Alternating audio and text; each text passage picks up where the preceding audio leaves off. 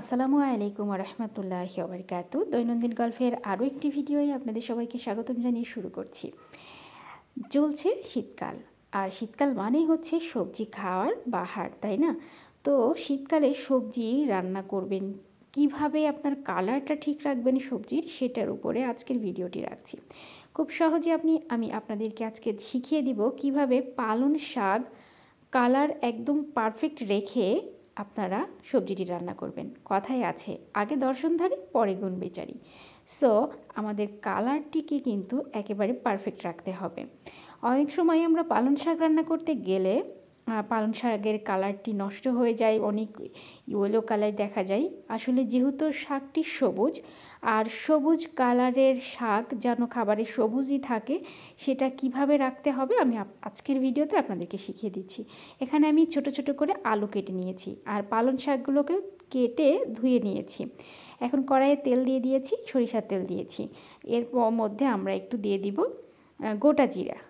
গোটা জিরার সঙ্গে আমরা দিয়ে দিব একটি কাঁচা লঙ্কা।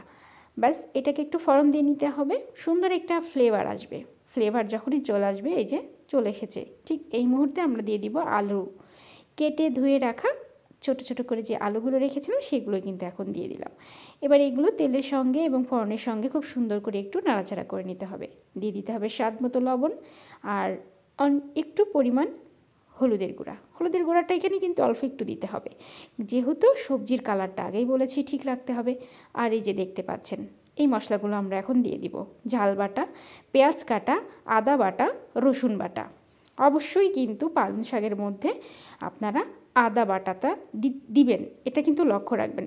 আদা বাটা পালং শাকের খুবই সুন্দর একটা টেস্ট নিয়ে আসে। যারা আদা বাটা দিয়ে পালং শাক করে খাননি, তারা অবশ্যই আমার এই নিয়মটি ফলো করে খেয়ে দেখবেন, এত মজা লাগবে ইনশাআল্লাহ। তো এখন আমরা মশলার সঙ্গে কিন্তু একটু পানি দিয়েছি, পানি দিয়ে আলুটাকে জাস্ট এটা সিদ্ধ করে নিয়েছি।